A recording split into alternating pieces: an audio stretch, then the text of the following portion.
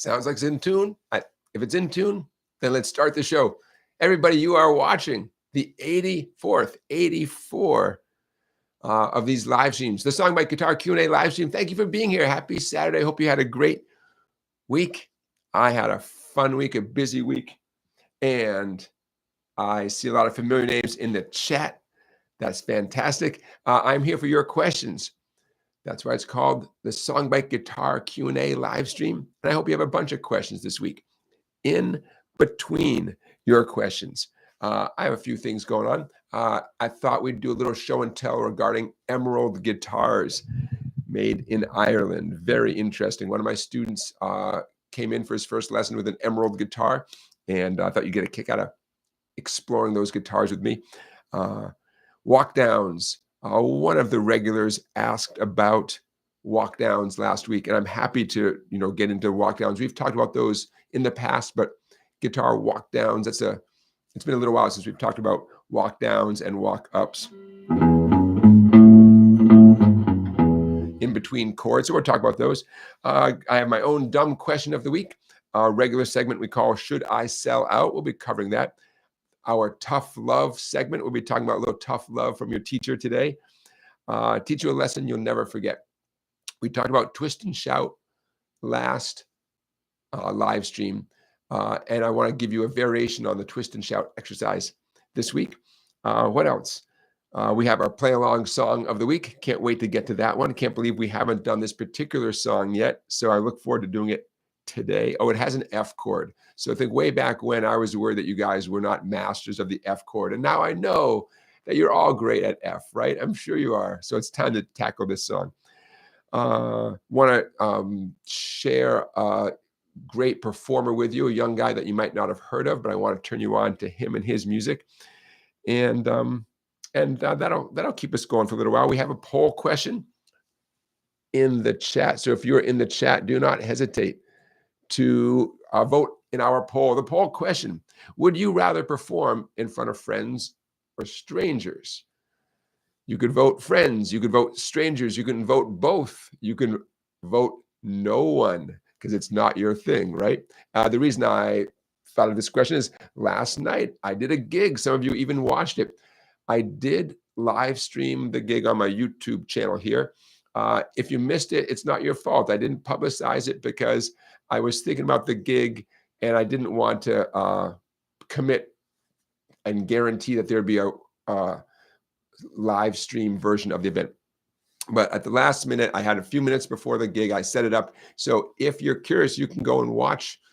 Not now, don't go now, but it is available here on my YouTube channel.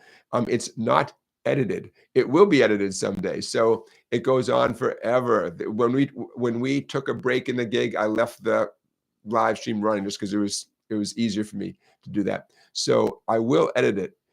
If you choose to watch it, and I hope you get a kick out of it, just understand that, yeah, there's time between songs. We take a set break or two. Yeah, it's long. It's long, but I will edit it, and that will make it much easier to find where each song begins. Oh, I have a funny story to tell you about how I'm going to learn at which time marker each song begins. Such and such a song began at 4 minutes 32 seconds, and such a song began at 1 hour 14 minutes. You'll get a kick out of it. Okay, so I see some familiar names in the chat. I want to say hello to Rock Lobster, Tommy from Finland, Christian from Denmark. We have Europe is well represented here. Scandinavia. Randy. Hello, Randy. William Collier. Hello, William. Thanks for being here. William's mom is watching tonight. Mariah, hello, watching in Texas. Would everyone give Mariah a big hello? You can even put it in the chat. You can say hello to Mariah. She is watching from her home in Texas, and it's a pleasure to have her watching as well. And she's a piano player. She's not even a guitar player, and she's still watching because her son said, "Mom, I think you get a kick out of this show." So Mariah, thank you for being here. Everyone give Mariah a hi in the chat. I'm sure Bill will share your hellos with her. Okay. I always get, it's always fun for me to know there are new people watching at any given time. And I see we got a few dozen people watching already. Thank you, everybody. So my friends, let's How about if we get right into the tough love segment of our show? Let's get right into it. A little tough love. This is going to be short, but it means a lot to me. So this tough love segment, it's when I say things to you that you might not want to hear, or things that you kind of know deep down, but it never hurts to have someone say it to you anyways. This is a very significant thing to me as a teacher, and that's why I'm bringing it up. I call it tough love. You got to use a guitar pick. That's it. Tough love. You got to do it. Now, some of you are saying, yeah, but I want to be a fingerstyle guitar player. I get that. I get that. And I hope you pursue proper, official finger picking and learn all sorts of finger picking classics.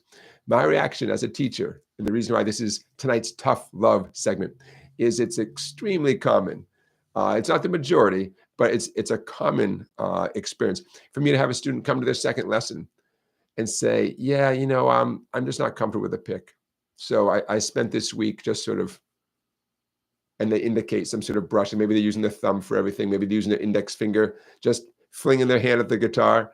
And long story short, you can't do that. You can't. You got to use a pick. You know, you just have to. You have to. That's my tough love for the night. You have to. It's not surprising that someone is not 100% comfortable with a pick after only playing for a day or week. I get it. I get it. Nothing about the guitar is inherently comfortable, right? You got this weird wooden thing on your leg and it's digging into your ribs and you have to twist your fretting hand around and it hurts your fingertips. None of this is natural, right? So just give the pick a chance. If you're one of those people, and remember, this is not, I'm not being judgmental. It's because this is such a common thing because many people feel uncomfortable with the pick. And I understand that. So I'm coming from a good place. You don't want to limit yourself. There's so many amazing things you can do with a little plastic guitar pick. You don't want to say, nah, I never really bonded with a pick. With one exception, you are 100% focused on playing fingerstyle guitar and you're pursuing it as a really, you know, you're really, that's where your mind is, and you want to do it right, and you're working on playing awesome finger picking songs that are meant to be finger picked, and you're following all sorts of rules. Maybe you're taking lessons from a teacher doing finger picking. I get that. And I know there's a few of you saying, oh, but so-and-so famous guitar player, he never uses a pick. And I'm happy to list them for you. To my knowledge, Mark Knopfler from Dire Straits, Lindsey Buckingham from Fleetwood Mac, Robbie Krieger from The Doors, Hubert Sumlin, one of my favorite blues guitar players. Plenty of examples of people who don't do what I'm saying. I got it. I still encourage anyone who's a student, quote, quote, anyone who's beginning the journey of guitar playing, play with a pick. Okay. End of the tough love segment. There you go. Should I sell out? I get offers. And only one offer came in this week. I'm surprised because now I look forward to these offers. Only one offer came in. Someone said to me that I should sell you bicycle tires, which, considering all the offers I usually get, that's when I would actually, I like bikes. The name of the channel is SongBike. So that's what I was offered this week to sell to you. I'm still not going to sell out, but the big tire industry is going to have to struggle on without my help. Anyways, bicycle tires, that's what I was offered to sell to you. I have a dumb question of the week. Here's my dumb question for you. How do you know, just by listening, if the guitar player you're listening to is playing in an open tuning? We've talked a little bit about retuning guitars so that with one strum, you are producing, say, a G chord without any fretting whatsoever, right? That's known as an open tuning. We've talked about how Joni Mitchell is an example of someone who writes entire songs, write songs in a variety of tunings, right? She'll tune her guitar however she feels like it and write a song in that tuning. And it might even be a pretty unorthodox tuning, but she writes a song with that tuning. So how would you know? Say you hear a great song and you think, ooh, I want to learn it. What if it's in open tuning? How would you possibly know that? I mean, it's a dumb question, right? Because the strings jingle jangle, like there's no way of telling, right? Yeah, if you want to play a song, there's no way of telling that it's in an open tuning. So it's a dumb question because you never could tell, right? It'd be impossible to tell, right? There are certain licks and certain riffs. Sometimes with a slide guitar, with a slide on your finger, but even without a slide on your finger, there's certain things that are cliches in open tunings. And when you hear those, you think to yourself, wait a minute, that you can't get that sound on a standard tuned guitar. There are lots of bluesy slide guitar is done in open tuning. There's also kind of a phenomenon. I'm going to illustrate this. I'm fretting the second skinny string at 5, and I'm brushing it together with the first open skinny string. There's certain sounds like that are sort of part of the territory with open string music. Another, maybe a better example would be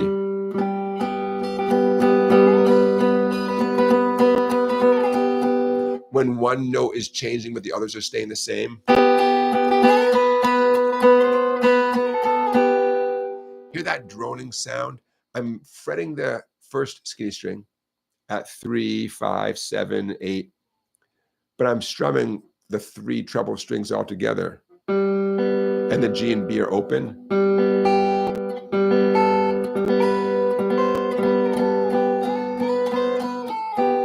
That's the kind of thing that you hear when a guitar is tuned to an open chord. That's an example of the kind of thing you hear. So that's the kind of thing that, in general, could be tricky to do on a guitar that's not tuned open, but it sort of comes with the territory with a guitar that is in open tuning. Although that does sound kind of cool, right? So let's digress for a minute. In my mind, I'm thinking we're in the world of G. Why? Because if you think of a G major chord, you have the first string fret at the 3rd fret, second string open, 3rd string open. Technically, even the 4th string is open. At the moment, I'm going to just disregard the 2 bass strings there. So if I'm thinking to myself, okay, I'm in the world of G, what can I do on that skinny first string and keep strumming the other 2? Well, I think of a G major scale. A G major scale has that note G right there, first string, 3rd fret. A G major scale also has A at 5, B at 7, C at 8, D at 10, E at 12, F sharp at 14, and a high G at 15. 12 frets higher from where we started. So I can dance around with that G major scale. I'm going to use my index finger. I can dance around with that scale and keep strumming the 2nd, 3rd open strings as part of the group.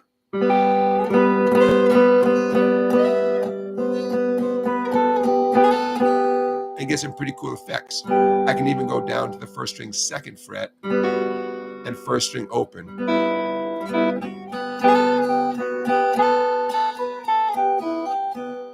Kind of fun. I'm not in open tuning, but I'm kind of mimicking a type of thing that can happen in open tuning. Okay, that is my dumb question for the week. How would you even know if a guitar is in open tuning? At first listen, it might seem like something you'd never be able to figure out.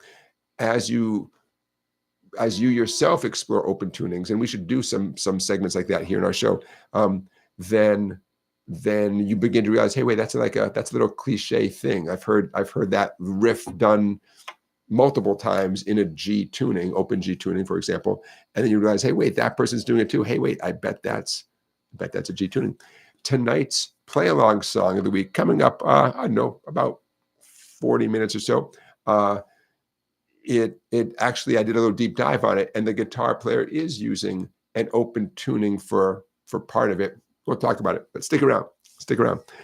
Beginning Guitar Lessons is our moderator, and so is Music Fan 1004. Thank you for being here, moderators. Let's give them a round of applause. Thank you for your service. I see Aki from Canada, thank you for being here. I hope, Aki, I'm pronouncing your name right. Maybe it's Aki. Thank you for being here. I want to say hello to Val as well. Frank from Kansas, thanks for being here, Frank. So I see Isaac. Oh yeah, Isaac. Yeah, Isaac, you're kind of splitting the difference. Isaac says, well, what about using a thumb pick? Yeah. Why not? Why not? Isaac says he mostly plays dobro and lap slide guitar. Yeah, awesome. Thumb pick is a beautiful thing. I don't have mine handy. Again, what I'm reacting to is a really common thing where people just they don't want to use a pick, and I get the impulse, but yeah, you got to do it. You got to do it.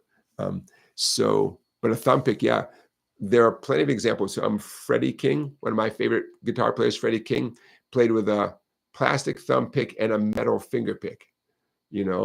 So he didn't use what we call a flat pick. He didn't use the flat pick whatsoever. Played beautiful stuff because the guitar is such a universal instrument that plays such a vast variety of styles of music and attracts people from all over the world to play the guitar, right? We all can find examples of anything, right? Anything. People who maybe because of physical reasons, they play in an unorthodox way. Maybe they don't have all their fingers, right? So we can find examples of anything. If you are, Johnny Winter, Michael says Johnny Winter, I used a thumb pick as well. Yeah. You can find examples of anything. I just figure my job as a guitar instructor is to show the most conventional approaches, and to kind of promote and encourage the most conventional approaches, unless there's a really pressing reason to not do it that way. A guy I taught guitar with, another guitar teacher many years ago, a woman showed up with big, long fingernails on her both hands. And he said to her, well, you can't play the guitar, big, long fingernails. She said, well, I paid for this lesson and I'm not cutting my nails. So, and guess what they did? Slide guitar. He put a slide on her finger and they did a slide guitar lesson. I don't know that she continued on for that long as a guitar student. You do what you can do. So Pooba John, hello. Thank you for being here. Let's throw something up here on the big screen. How about, bear with me, folks. How about, I didn't even mention this. How could I forget this? Okay, hope you're sitting down, like I always say. There's a very cool guitar shop, and its Instagram page is called David's Guitar Loft, LOFT, out of Missouri. I think they're outside St. Louis. I've mentioned them before. If it sounds familiar, that's why. David's Guitar Loft always posts cool stuff on Instagram. So give David a follow. And here's one of the things he posted recently: the frequencies of the guitar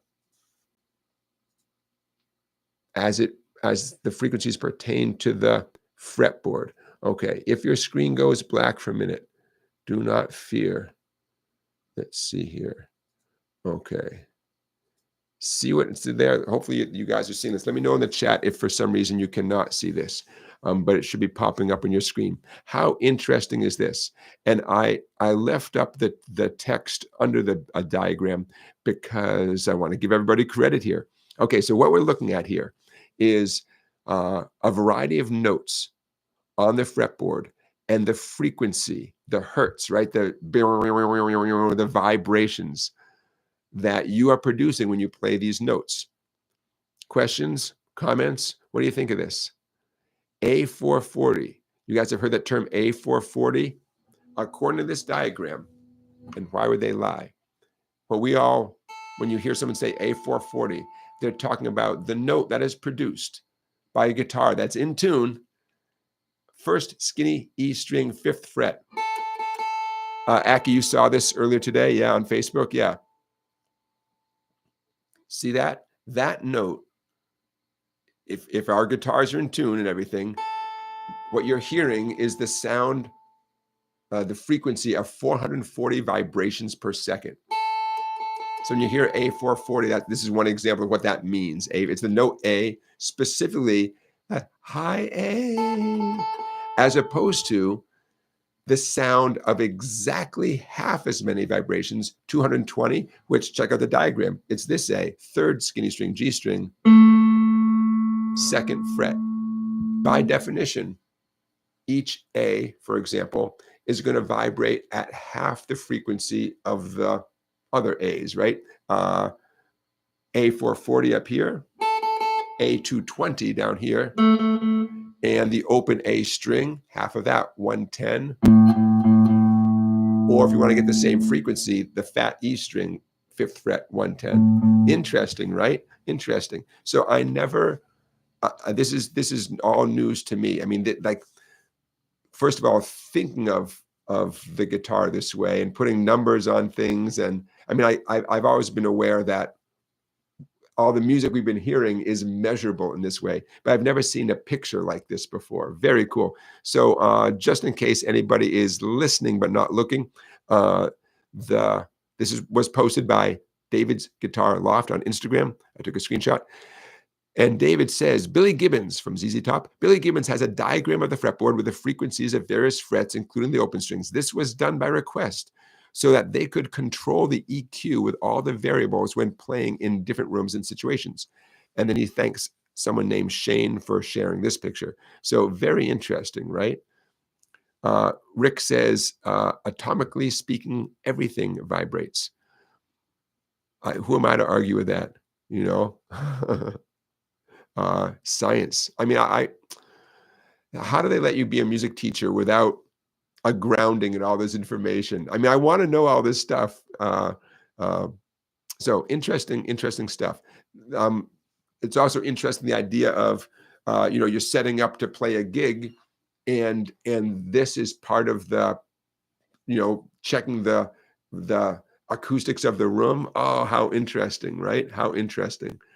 Very, very cool. So I thought I'd share that with you to begin a conversation. If this is all new to you, it's pretty new to me as well.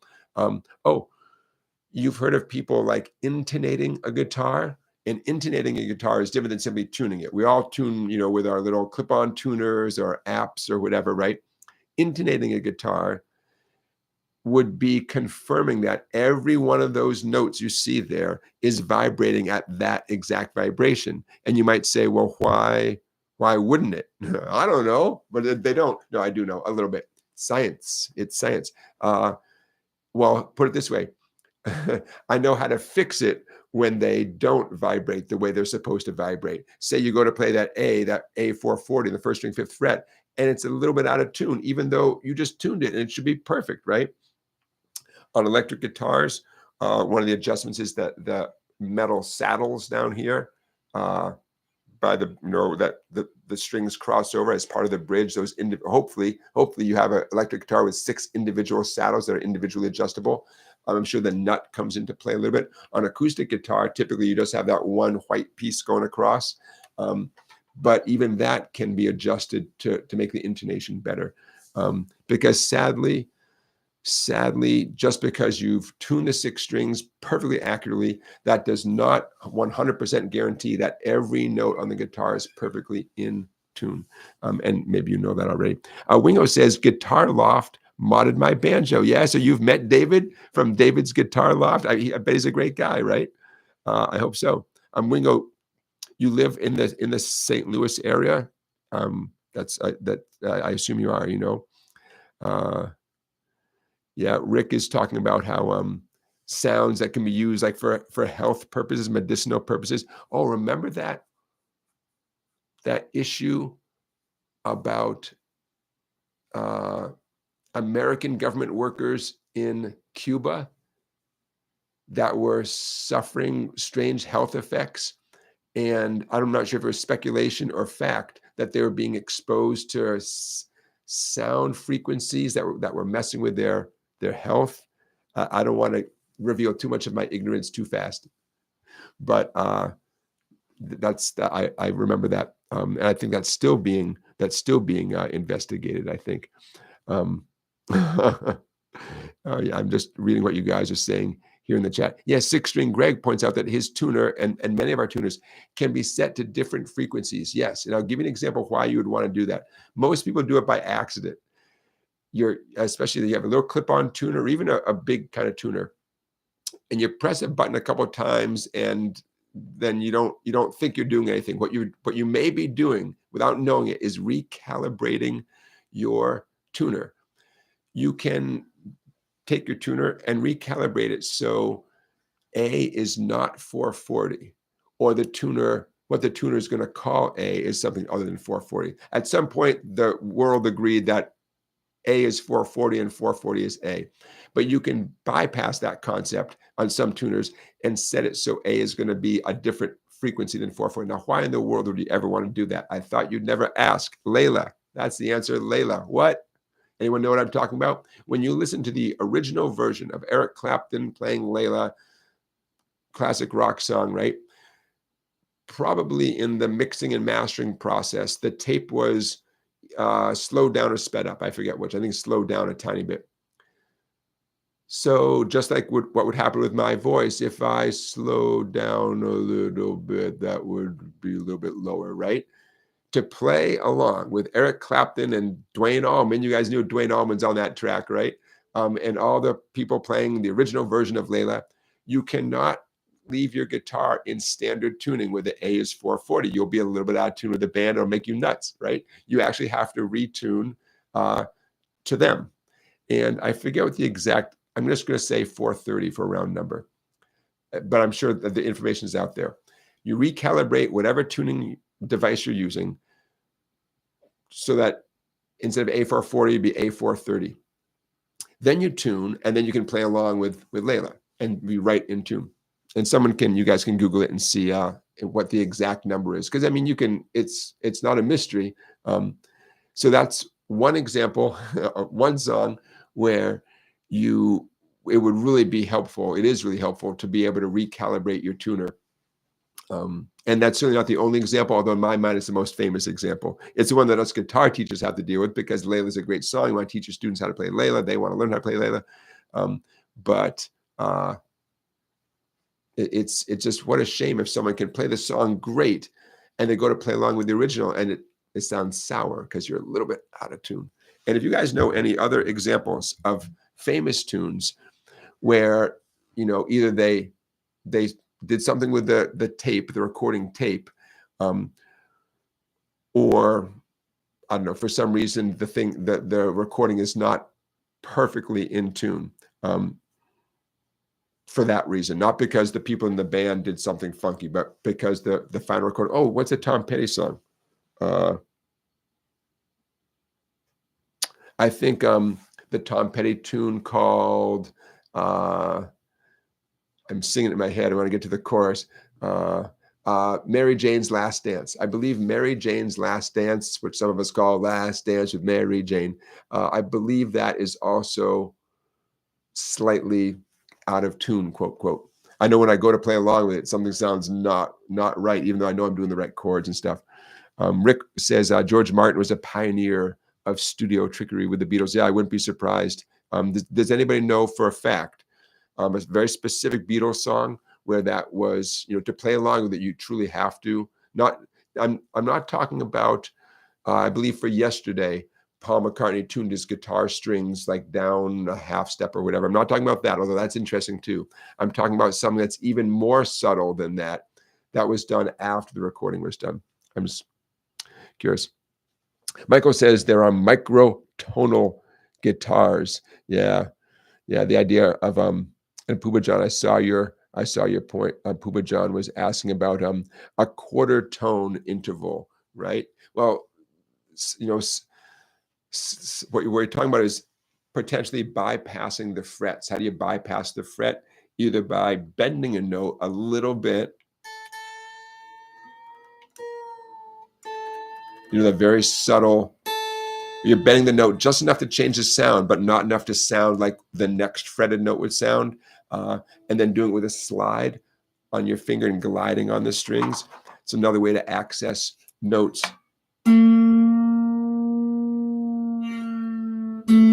That you couldn't get otherwise. You know, the frets, they're our friends, right? The frets help us, keep us from playing those kind of wrong notes, right?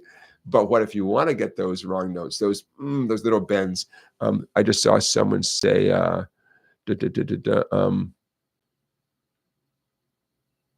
yeah, Michael saying a quarter note bend is a common thing to do. Sure, just give a little. When I come across a quarter bend, I just call it a quarter bend, with a student in a song, I'll say, look, give it the bare minimum of muscle.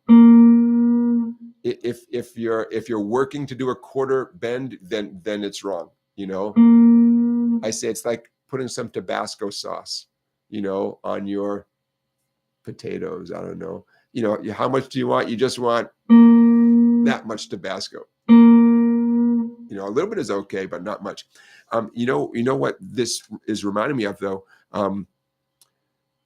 Bending notes, sliding notes, bypassing the frets. You know, it gives you a chance as a guitar player to mimic the human voice. We got no frets, right, in our throat, right? So we are able to do stuff like that, right? Why would you want to do that as a guitar player? It's a very emotional sound, right? Listen to Roy Buchanan and Roy Buchanan playing his Telecaster. Bending notes is a very emotional sound. It makes your instrument sound more like the human voice, and that's one of the best goals you can possibly have, to make your instrument sound human. My instinct is that instruments you breathe into, like a saxophone, they have a head start on us, right? Because it's literally the breath coming out of their body. They're going to have a better chance than we do at putting emotion, communicating emotion in their playing. So one way we can do that is by imitating the human voice as much as possible, such as by bending or playing slide or something. Who did I see? I just saw someone say, "Oh, Caddis feels that Proud Mary is an example of that." I didn't know that. You might be right. I didn't know that. So Caddis is saying Proud Mary is like, for lack of a better term, I'm going to say a little bit out of tune. Not any one person. The drummer's fine, man. Don't blame the drummer. The drummer's doing great. Beginner Guitar Lesson says maybe the piano part that George Martin played in My Life. Yeah, maybe so. Maybe so. Keep them coming. It's interesting, right? It's interesting. I'm just scrolling up through the chat a little bit.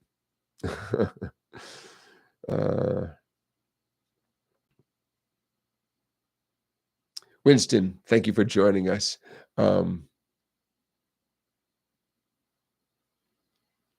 Okay, I'm just looking to see.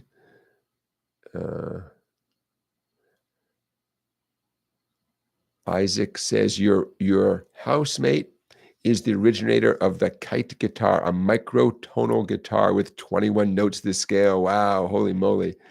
Wow. Caddis says an REM song is also an example of this. The song called Monty's Got a Raw Deal. Interesting. So cool. John, thank you for watching. John is joining us from Sweden. John, I know you don't live in Sweden, so I'm guessing that you're traveling for business or maybe pleasure. Sweden in February. I'd go to Sweden anytime. But John, thanks for checking in. John, I'm guessing that it's late at night there, right? Are you folks watching from faraway places, way far east of Connecticut? I'm guessing that it's getting late at night. Thank you for being here. Okay, so I'm going to shut that window down, stop sharing. All right, so interesting stuff though, right? I'm going to make, and of all people, you know, who knew that Billy Gibbons from ZZ Top was someone who'd be concerned about that, who would choose to look at music that way, look at sound that way, but for a practical reason, which is so your band sounds the best they can sound in your performance. How cool is that? I'd like to know more about that. I'd like to know more about dialing in sounds like that, you know. Now I forget, I saw a picture of Bruce Springsteen at a sound check, and he's standing with his guitar way out, like way out, a mile away from the stage practically. And he's listening to the band play. I mean, it's common sense, right? You want to hear what the band sounds like, but then you put 15,000 people into the arena, that's going to change the sound, right? I heard that James Brown, the great singer James Brown, what a James Brown sound check consists of is James Brown himself playing everybody's instrument. How cool is that, man? That's how you know you've got a pretty intense boss. If you're back in the dressing room and he's seeing how your drums sound, he's seeing how your guitar and bass sound, while you just listen from afar. That's pretty cool, man. I wish I could confirm that, but that's pretty cool.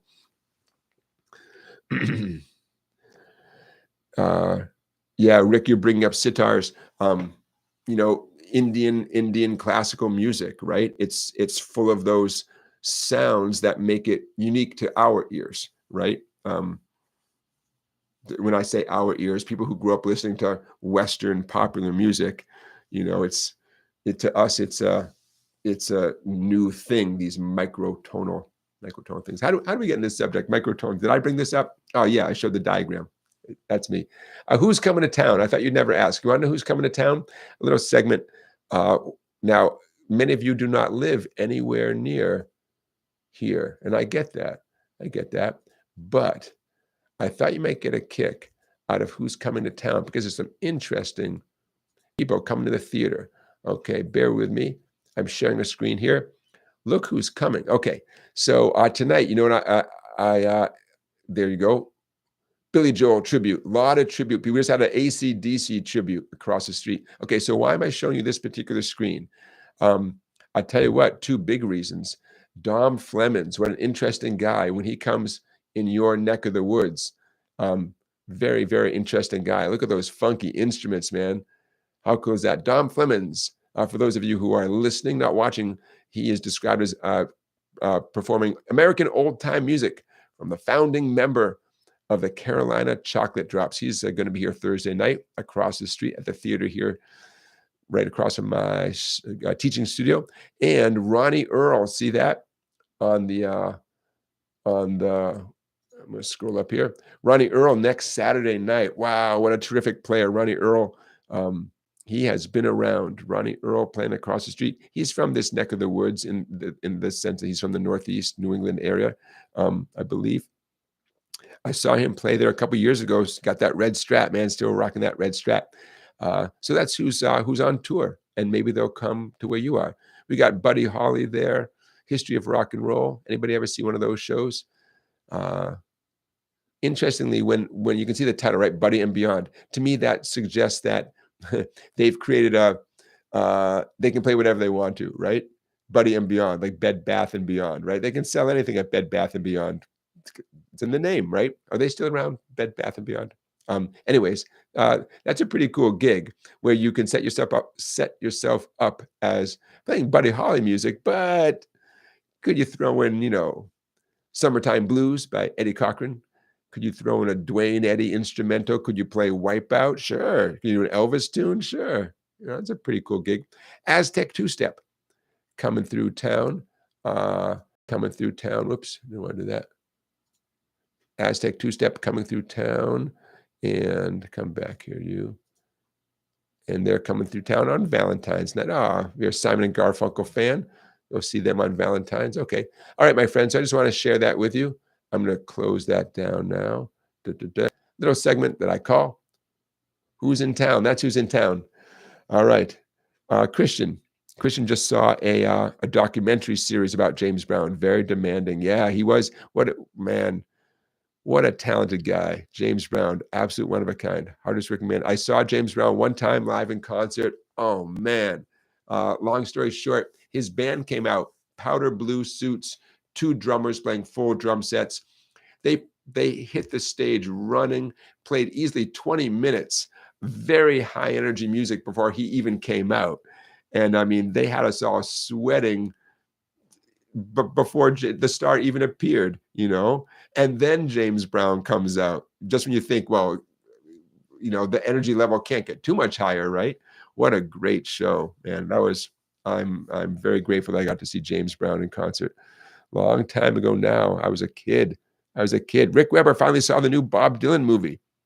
Uh, it might be easier to count the people who haven't seen the Bob. That'd be next week's next week's poll question. Will be uh, not who has seen it or who has not seen it. It'll simply be like, why haven't you seen it? A to Z Me saw parts of the gig last night. Yeah, so I'll do that more, you guys, with more of a heads up. I want to talk to you more about the gig a little bit later. I'm here for your questions. I'm here for you guys. But I had a few, um, anytime you play in front of a whole bunch of people, you work hard, you get your songs together, and then it's showtime, and, let the chips fall where they may, and things go great, and some things don't go great. And there's a lot to think about as you lay awake that night after a gig, right? So I want to share some of that with you guys. Rock Lobster says you won't fall asleep at a James Brown concert. Um, uh, duh, duh, duh, duh, duh.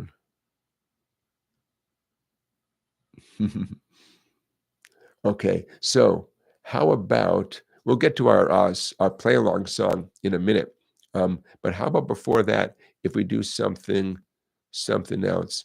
Let me see. Is this a good thing? I'm going to shut that one down. Okay, bear with me, you guys. Let's pull something else up here. Let's do something we can play guitar, right?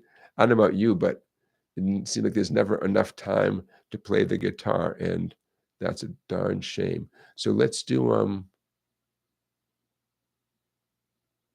let me see. That's not what I want.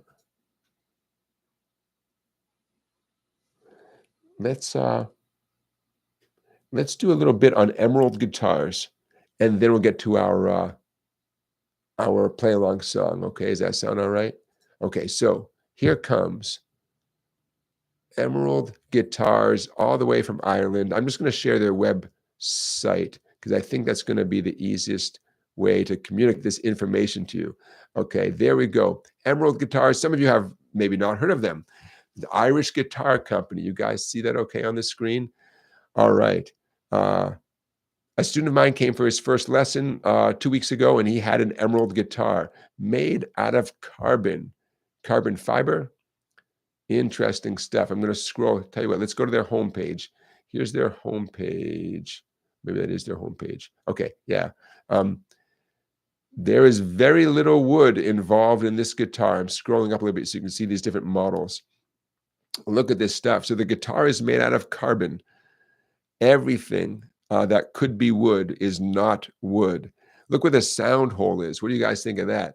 Look where the sound hole is up the upper bout of the guitar. Isn't that wild? That's the sound hole. The veneer, you get to pick what the top of the guitar, the face of the guitar, you get to pick the veneer for what that looks like. They don't go out of tune, my friends. You can paddle a boat with it and then play it around the campfire, same guitar, maybe get rusty strings or something.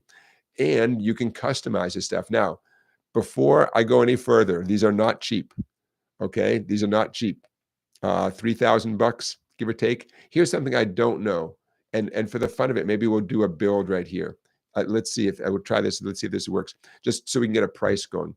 I saw this one that looked cool, and yeah, okay. See this? The Amicus, a short scale 12-string acoustic guitar. I mean, that's just nuts, right?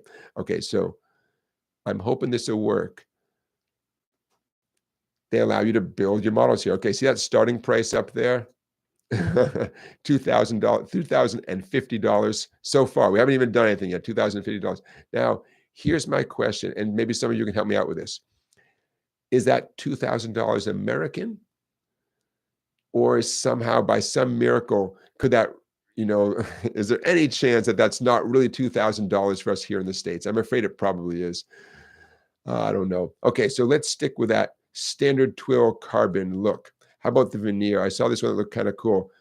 Harborica. Let's give it a Harborica veneer. Look at that. Ooh. We're up to 27. I feel like this is like Price is Right kind of show. Do you want to pick up? Of course you want to pick up for $200. Let's add the pickup, the bags pickup. Sure. Do you want the hardware to be a certain color? Sure. How about some chrome hardware? $75. Sure. Do we want some inlay? You guys getting all this? How about the Celtic Vine inlay? How are we doing now? 3,500. Oh boy. What color do we want the inlay? How about gold? Oh boy. How are we doing? 3,500. Anyone want to get this? How about a strap? You want a strap? Straps start on $150. I bet they're beautiful straps. Look at that. Oh, fancy pants. Okay, let's review. Proceed to check out and pay. Wow. Okay, can we all agree that is a pretty funky guitar? A short scale 12-string carbon guitar. Wow. Look at that. I mean, as you know, hey, 12-string guitars, it's tricky to keep them in tune. A to Z Me is confirming what I feared, that if there's a dollar sign in front, it means a dollar sign. It means US dollars. Winston is pointing out that in Ireland they use the euro. I know. I was dreaming. So now you know what I know about Emerald guitars. I believe they're made right there in Ireland. They ship it to you from Ireland. But I can't confirm that. I haven't done that much of a deep dive. But now you might say, well, I would never pay that much money for a guitar. I get that. It's cuckoo. But there are, how do I want to put this? The money that you might spend for repairs and adjustments and setups and that kind of stuff might be hugely reduced by a guitar that's not going anywhere. The neck is not going to come out of joint. Presumably the bridge is not going to lift off the body. I don't know. So it's one way to justify. Say you had a spouse, and you had to justify spending that kind of money. Well, I guess you're dodging a lot of maintenance fees that you might pay down the line. Wingo says, was my student a beginner? Yes and no. He is a very musical guy who plays other instruments, but technically he's a beginner on the guitar. Yeah, although he knows a lot about music, and he's going to do great. He's already off to a great start on the guitar, but technically he's a beginner in that he's just getting started. Hey, Bruce is here. Hey, Bruce, thank you for being here. And Bruce, thank you for watching the live stream last night. We're going to talk about that in a little bit. Okay, so there you go. Now you know what I know about Emerald guitars. Hope you got a kick out of that. I got a kick out of seeing it.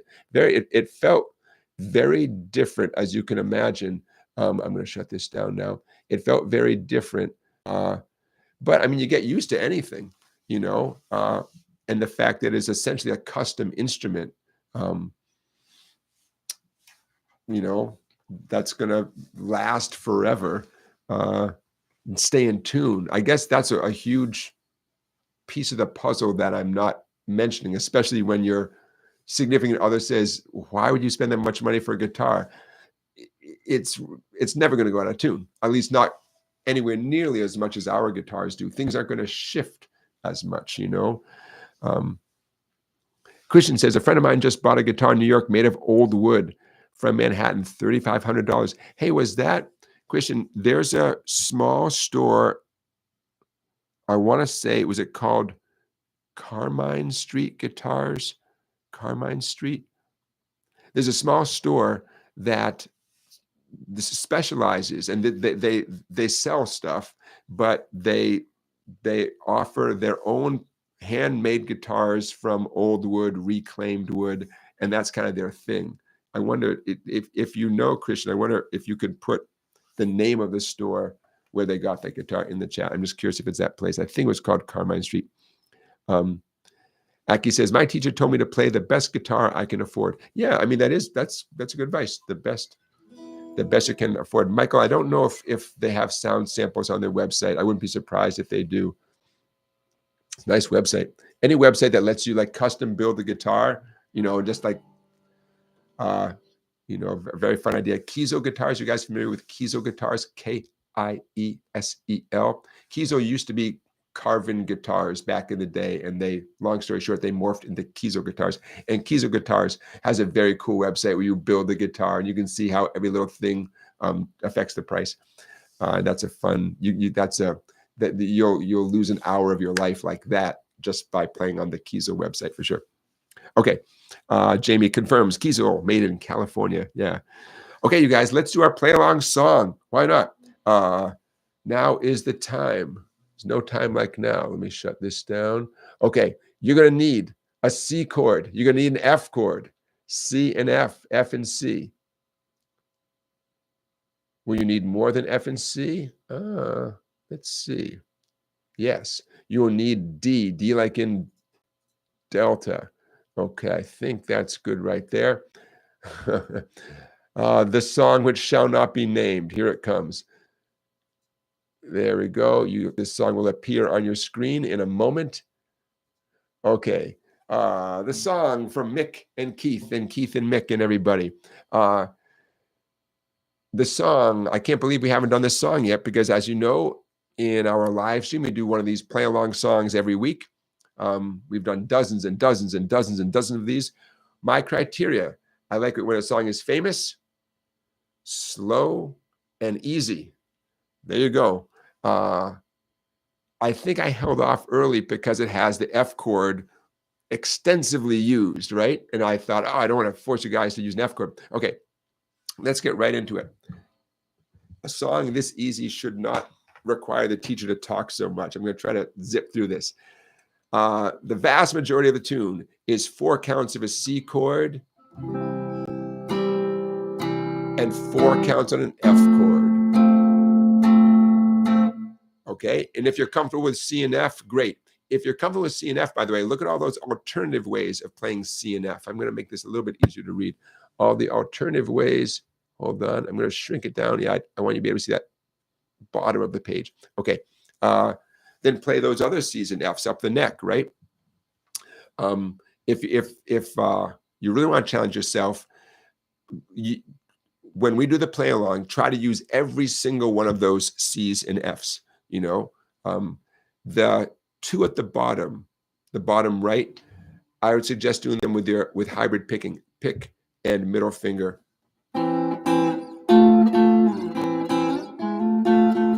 That pick and middle finger pinching at the same time. Okay, the only time the pattern ever changes is on the word try. You go to a D chord. If you try sometimes, and then back to the F, you just might find you get what you need. And once you say get what you need, you're back to the C-F relationship. Long story short, the entire song is C to F. That's it, except on the word try, it changes to D and F. Okay, there you go. That's a whole tune. Those of you who may not be comfortable with a F chord, or those of you who just want to be different, capo at the 5th fret, you're going to be playing G's and C's with the capo on the 5th fret. Then for you, the whole song is G and C over and over and over again. Except on the word try, you're going to play the A chord going to C. 4 counts per chord, no matter what. There's never an exception. Every chord lasts for 4 beats, 4 counts. In terms of a strumming pattern, casual, man. Don't overthink the strumming. You could do 4 down strums per chord.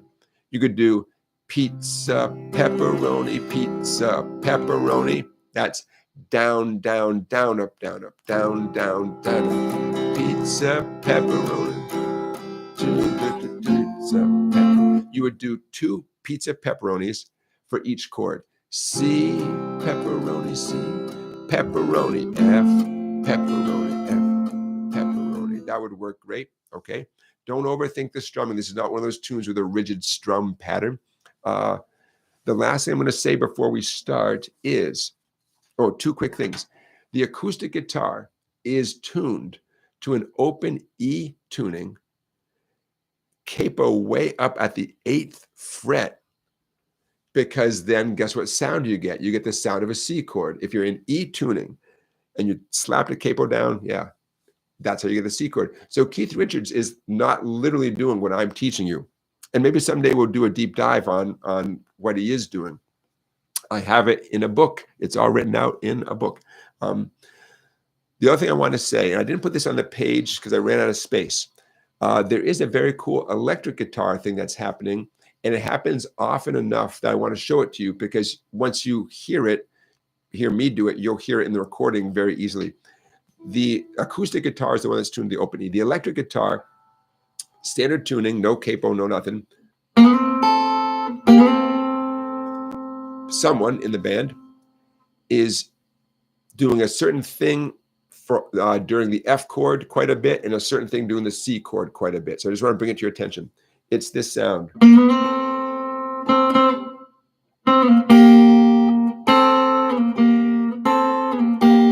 I'm doing hybrid picking.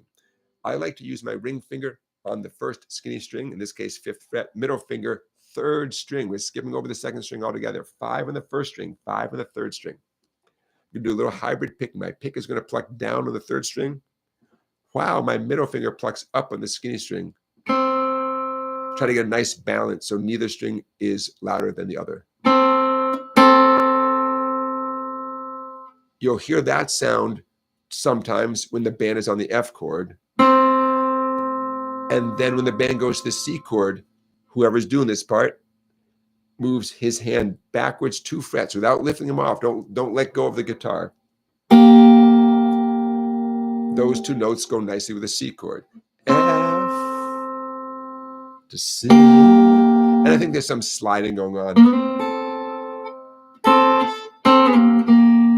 So again, for those of you who are so inclined during our performance right now, anytime we're on an F chord, 5 and 5 on the 1st and 3rd strings. Anytime we're on the C chord, 3 and 3. Whatever you do, don't let go of the strings, because then you're going to have to find your way back. It'll waste time. Okay. Sam says, our band covered this song.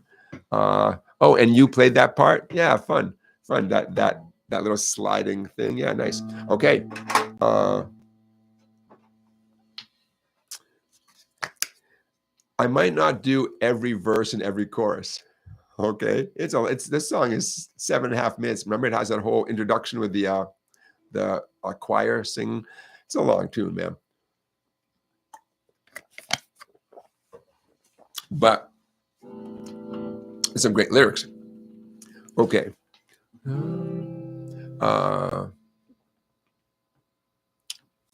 Let's do it. I'll see you on the other side. 2, 3, 4.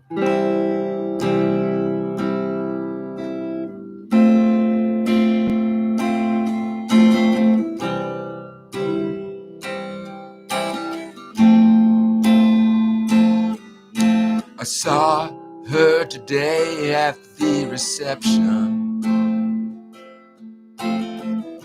a glass of wine in her hand. I knew she would meet her connection. At her feet was a footloose man.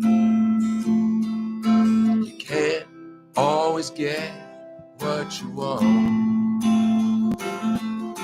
You can't always get what you want. You can't always get what you want.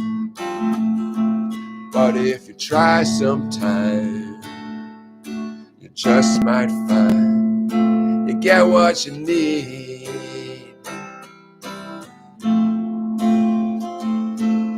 I saw her today at the reception, a glass of wine in her hand.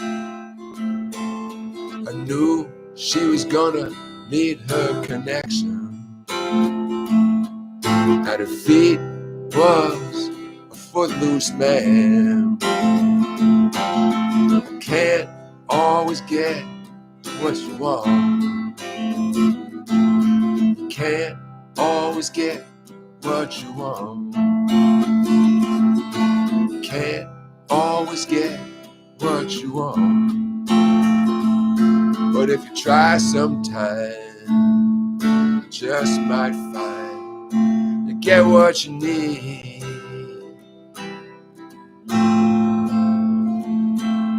I went down to the demonstration to get my fair share of abuse. We're gonna vent our frustration. If we don't, gonna blow a 50 amp fuse. You can't always get what you want. You can't always get what you want. You can't always get what you want. But if you try sometime, you just might find you get what you need. You could solo right here using a C major pentatonic scale, 5th fret. 5 8 5 8 7 5 7 5 7 5 8 5 8.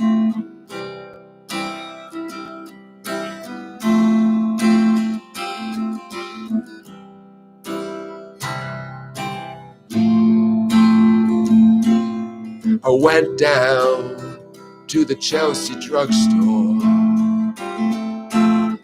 get your prescription filled.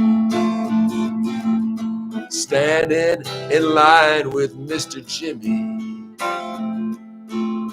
man, did he look pretty ill. He decided that we would have a soda, my favorite flavor, cherry red. Sung my song to Mr. Jimmy, and he said one word to me, and that was dead. You can't always get what you want. You can't always get what you want. You can't always get what you want. But if you try sometime, you just might find you get what you need.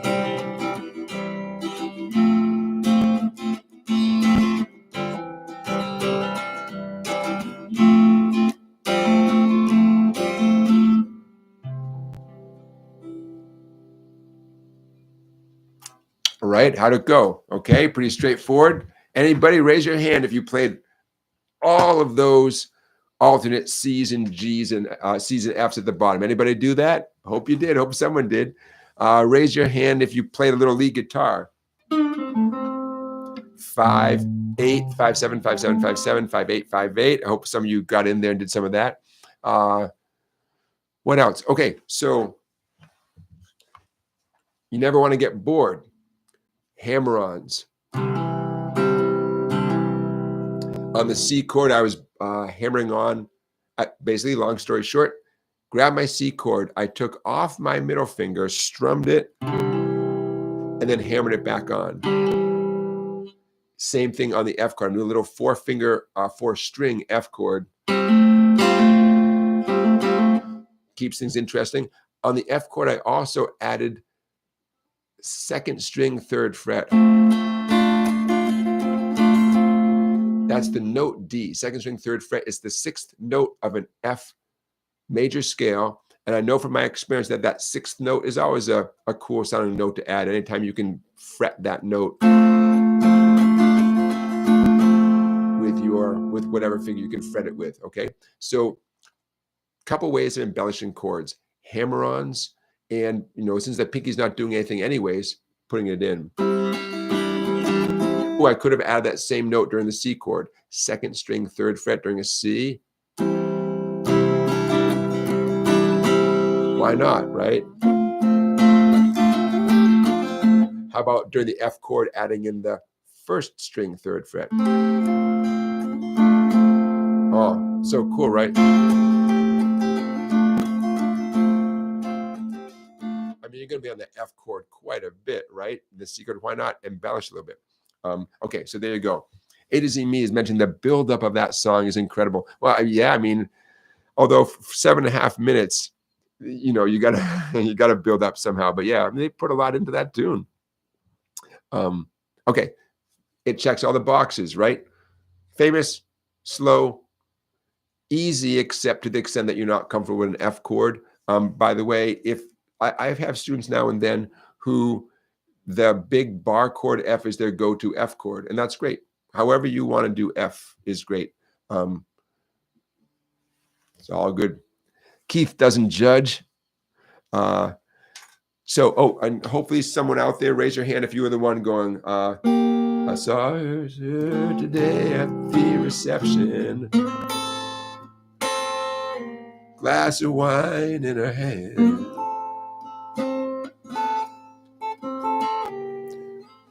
Sliding back and forth. What a cool sound.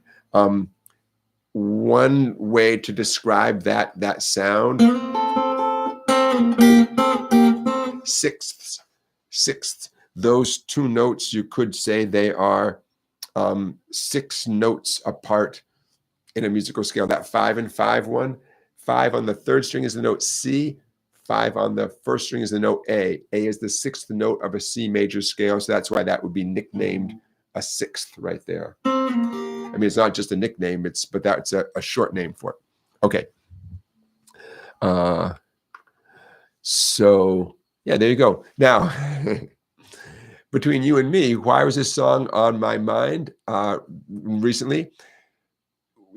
When you play a gig and you're expected to fill up a certain amount of time, a long amount of time, not 4 minutes, but 3 hours, you want to have tunes in your back pocket that you can say to the people you're with, we need 11 more minutes worth of music.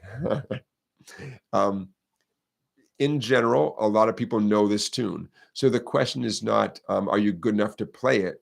The question is, can you understand very quickly how the song goes? Yeah, sure. C and F, the whole tune. When you get to the try, sometimes it changes to D and F. End of story. Let's play it right now. Maybe not for 11 minutes, but it's good to have a handful of tunes like this ready to go. So we did not play this song at the gig last night, but I was ready, man. Oh, you know what we did do? And you guys can appreciate this. By the way, so many of the tunes that we did play last night were tunes that we all have done in these live streams. A lot of them. We needed a tune. We wanted to find a nice tune to end on. The night was over. Most everyone was gone at the gig. And so for those of you who didn't stick around to the bitter end, I Shall Be Released. I had brought the chart for I Shall Be Released, the Bob Dylan song. And when my friend and I were like, one more song, he said, what's it? Nice, just a nice slow one. He wanted to play some slide guitar. I'm like, I had the chart with me. Dude, here's I Shall Be Released. He's a pro. He didn't have to study it for too long. You might remember I Shall Be Released by Bob Dylan. I think originally it's capoed up, but the chords, regardless of the capo, C to D minor, to E minor, to F, G, back to C. I mean, that's the entire tune. So from one professional to another, you want to have a handful of those tunes ready to go, so that you can play it and play it quickly with them, not only because you want to fill up the time at a gig, although in a cynical way, it's a little tiny bit of it. But when you sit down with someone else to play, you don't want to have to teach anybody a big, long song if time is of the essence, right? You want to say, hey, here's a bunch of tunes that you can learn, like You Can't Always Get What You Want, that you can learn in, you just learned it. That's the whole tune, right? And then you can get down to actually playing, right? So that's why this tune was on my mind. And then I realized, wait a minute, we haven't done this in our live stream. What the heck? How could I not have done this particular tune? So Wingo was asking, how many minutes would you need to learn for a standard gig? Okay, well, last night it was a 3-hour gig, 6 to 9. And they, I'm sure, expected us to take a few breaks. And we did. So what do we play? Maybe 30 songs? I don't think we played 30 songs. 25. Check this out. I had to laugh. Let me see if I have this right here. I had to laugh. Okay, I'm going to pull up this. So, my friends, we've talked about being demonetized before. I'm going to stop sharing this screen. Now, this is relevant. So, last night, my friend and I played this gig, and we streamed it here on YouTube, and you can watch it. Although it's unedited, it will be edited eventually. Okay, you guys remember that whole spiel. So, first thing this morning, was it this morning? I got an email from, this afternoon. This afternoon, I got an email from YouTube saying that live stream from the show last night, that is demonetized. Actually, I don't know if I even had, I guess I had monetized. I don't even remember if I had yet. So here's the email I got. You guys might get a kick out of this, and you'll see why in a minute. Okay, All right. So this is what it's like to be me. Hey, yeah, you're in trouble. Not really in trouble, but they're just saying you're not going to make any money on this if you had high hopes to make money. Now, here's what I like about this. They're naming the song that we played, or the songs that we played, that were flagged. I'm going to click on view all 8 claims. Okay. Now we played a lot more than 8 songs, but let's see. Okay. Are you sure? It might take a minute for this to pop up. Okay, while it's taking time, what they're saying here, they're naming 8 songs that we played, and how they are, that we can't monetize our video if it's just us covering these tunes, which is fine. They went to the extra distance of telling us exactly when they noticed us playing, when the YouTube bots noticed us playing. Now, this is going to be really helpful for me for editing this video, because now I know when we did these tunes.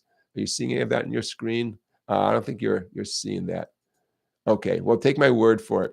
They're saying that, for instance, we did the song Bye Bye Love from the Everly Brothers, and we did a nice job on it. And we played that at the 2-hour, 30-minute mark, give or take.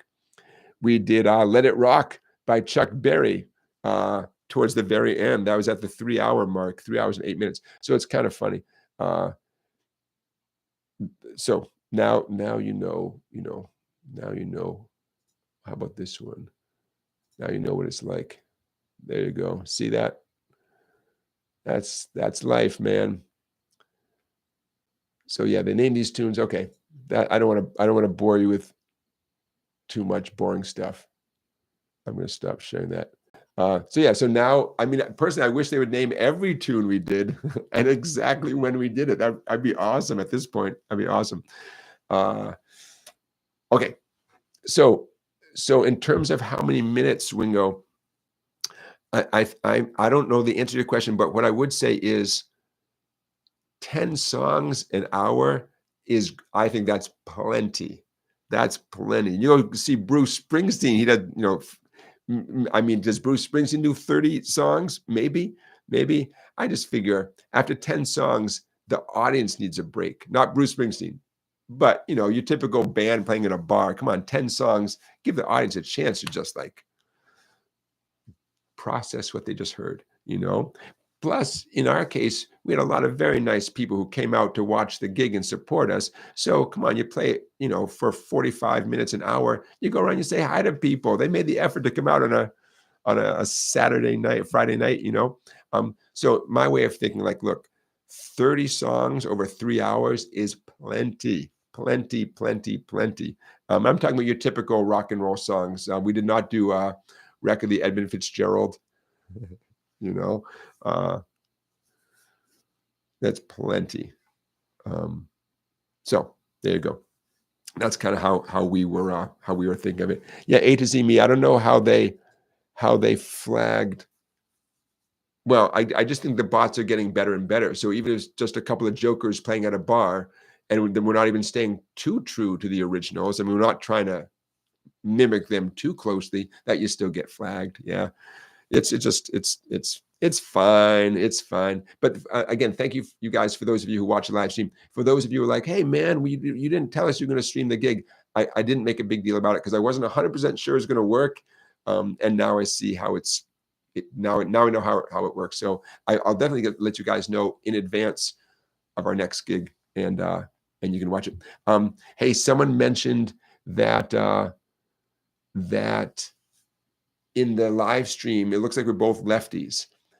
I'm hoping that one of you smart people, we have dozens and dozens of people watching right now. How do I reverse that? I mean, before I even start the live stream, like right now, I don't look like a lefty, right? So why did that look like a lefty? I just did it with my phone, my Samsung phone. I really hope that one of you smart people says, oh, Jonathan, next time you do it, click on the blah, blah, blah button, and then you guys won't look like lefties. Because yeah, believe me, I mean, it's kind of weird for me as well to see myself and my friend play. Oh, Clay, who he and I did the gig last night. He is the guy who I said would be. I'd love to have him as my first guest in the show, because great guy. We're friends, and he's a great guitar player. So that checks all the boxes. Hey, oh, and thank you for those of you who donated money during the chat, during the live stream last night. I appreciate that. Thank you. Here's my big takeaway. Live performing, roller coaster. Things went well. Some things went so great. I'm so proud. Other things like, whoo. I might just choose to edit those out of the live stream recording that's available right now. So yeah, watch it while you can, because you're going to see some. Not everything was 100%, but here's my takeaway. Long story short, the songs that went really well last night, guess what? Those are the songs that we've played and practiced and practiced and practiced so much. They went great. So for me, it was a reminder that, yeah, that's how it works, man. That's how it works. The songs that didn't go quite as well, those were the, no excuses, but those are the newer tunes that we hadn't worked on quite so much. So it's just a reminder to me that I thought I'd share with you. Like, yep, that's reality. We banged out a song. I thought, oh man, we're killing this. Like within the first 7 seconds of the song, I think to myself, this is as good as it's ever sounded, man. I love it. Yeah, in hindsight, it's because it's a tune that we've been doing for 8 or 9 months in rehearsal, and we've been working on it, and it feels good. And we played at open mic night 3 months ago, whenever. Yeah. So there you go. So I assume that you all are human, and you're going to have that same experience. You get in front of people to play, whatever the case might be. And the songs that you've done the most are going to be the ones that you're proudest of. You're going to bang them out. You might get lucky with a new song. I mean, there's a little bit of luck involved. Sometimes things can go wrong on a tune that things shouldn't go wrong. Sometimes you get lucky and things work out better than you deserve. A to Z says he had some kind of horizontal flip in the settings. Yeah, I was just hoping that one of you smart people says, "Oh, Jonathan, just click on the." It's okay. I'll Google it. All right. Don't go anywhere, because Mariah, are you still watching? Everybody, Mariah is William's mom, and she's watching from Texas. And first time, well, actually, no, she has seen it live before, right, Bill? She's watched it live with you, but this time she's flying solo. She's watching without your assistance, right? So everybody say hi to Mariah. My mom might be watching too. Hi, Mom. My wife has proposed a pizza for dinner tonight, and that's almost all I can think about at this moment. But I will persevere with the rest of our live stream. But yeah, I could go for pizza tonight. I did not need any arm twisting. Hey, what have we not talked about? We haven't talked about the poll recently. And again, this ties in with my little brain. The poll question of the night. Would you rather perform? Hey, maybe this will work. Maybe this will work. What do you think? You guys still here?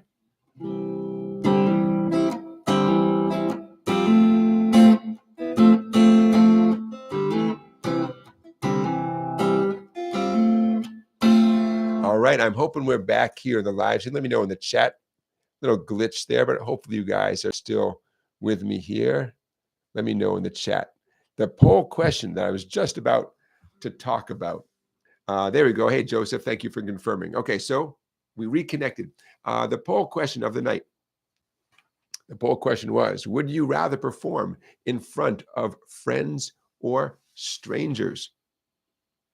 At the moment, the votes, we're not done yet, but at the moment, 33% of you would rather just play in front of friends. Only 6% would like to play in front of strangers. But I get that, because like, hey, you're never going to see them again, right? You don't even know them. No pressure. 35% say, you know what? 35%, it doesn't matter. I'll play in front of anyone. It's all good. 27%, a whopping 20% say no one. Maybe in your heart of hearts, you are not a performer. So basically, 33% friends, 35% both. and only 6%. That's the big thing. Strangers. Okay, here's why I bring it up. Last night, oh man, with so many people came out to see us, people that we knew, right? They filled this place. It was so very, very touching. But you're playing in front of these people who, it's everyone looking at you, right? And it crossed my mind, like, wow, if I didn't know any of these people, what would that feel like? I mean, I've played in both kind of situations, and I think, what do you guys think? As a performer, would you do anything differently playing in front of friends versus how you play in front of strangers? I don't know, or well, I guess that's the question. Where would you feel more comfortable? What are the pros and cons? It shouldn't matter at all, right? You should just bang out the song no matter what. I don't know, but again, you lay awake after a gig and you think about this kind of stuff. And of course, this goes way beyond music, right? This could be a theater performer, any live performer, right? You see your best friends in the front row. That's great, right? And a bunch of mean-looking strangers. That's bad, right? I don't know. It's all what you make of it, Very good. All right. Thank you for rejoining the chat, everybody. I thought I was going to have to do a brand new live stream, but I was able to reconnect. So I'm grateful for that. Okay. So what was I about to do? I was about to share with you some Walkdown stuff. Don't go anywhere. We had a question about Walkdowns recently, and I thought I'd just throw something up here. Come on. Did I... Connecting chords is the whole point. Connecting chords to, that's what I'm looking for. Okay, that'll do. Connecting chords to make life more interesting. As you know, you are going to be tasked with playing chords quite a bit, constantly, right? Constantly being asked to play chords. That's what people want. They want to sing with stuff. They want to sing. There we go. That's what I'm looking for. Okay. And I'm going to pull this up.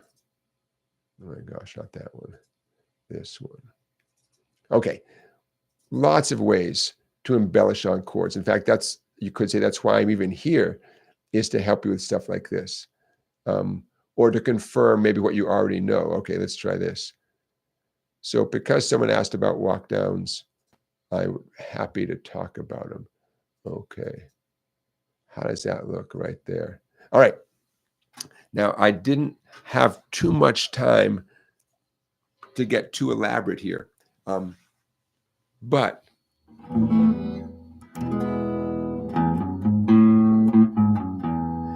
number one, connecting E and A chords. Number two, connecting A and D chords. Number three, connecting D and G chords. If you've never done anything like this before, I would just play what it says on the screen. 6th string 0, 6th string 2, 6th string 4, 5th string 0. Definitely do it backwards. Forwards and backwards. I strongly recommend using your index on the 2 and your ring on the 4.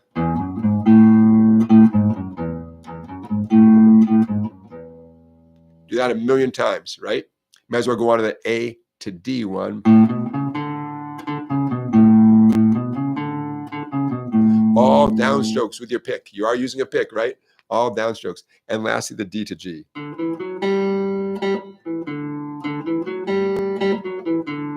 Okay.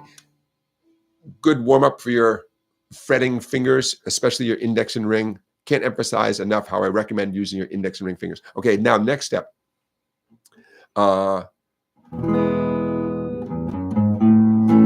Strum the, going back to the top of the page, little exercise. Strum the E major chord one time, play the 4 notes, strum the A one time, go backwards, E.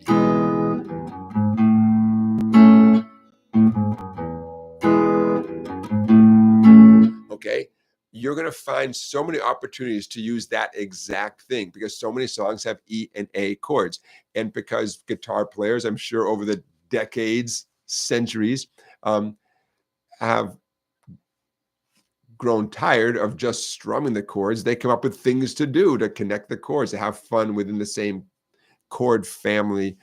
Okay, A to D, same thing. Strum an A chord, play the 4 notes, strum a D chord.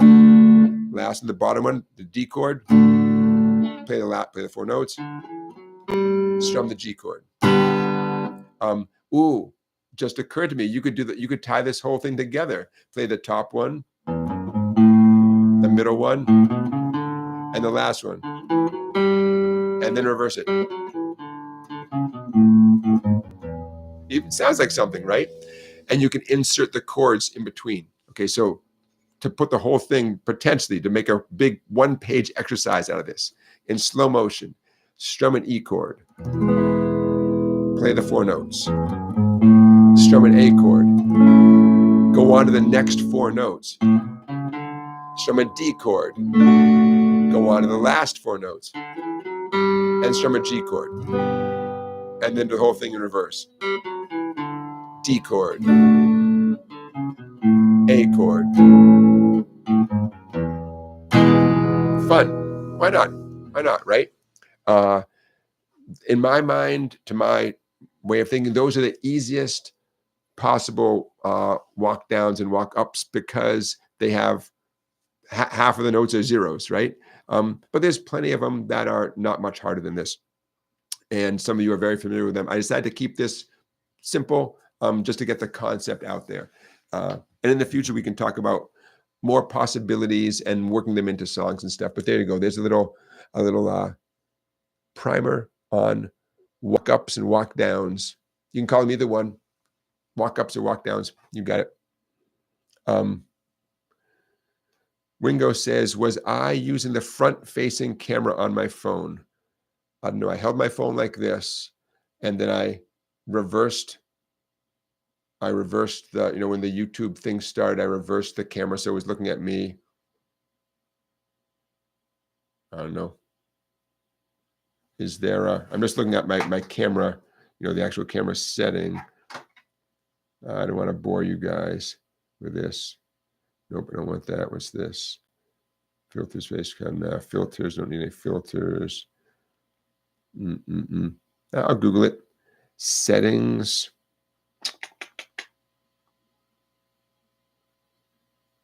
Especially if any of you have a Samsung phone.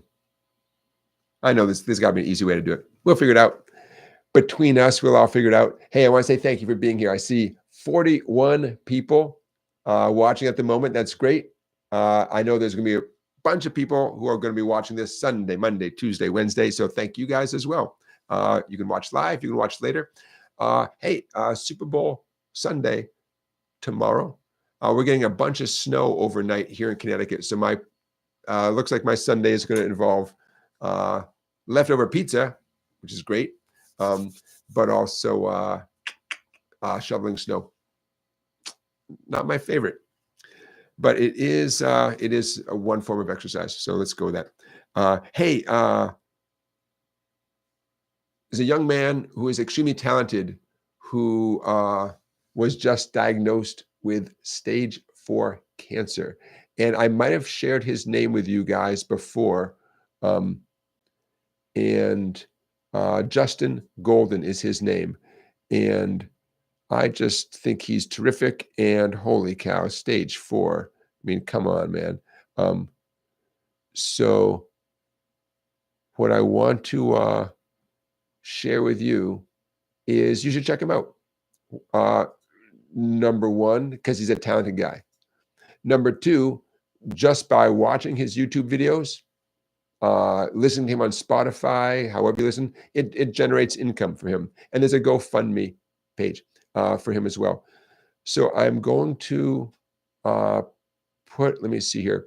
In the description of this video will be a bunch of links to Justin Golden, Golden, a link to his YouTube channel, a very cool YouTube video where he's playing a very cool fretless gourd banjo, and then a link to his GoFundMe page.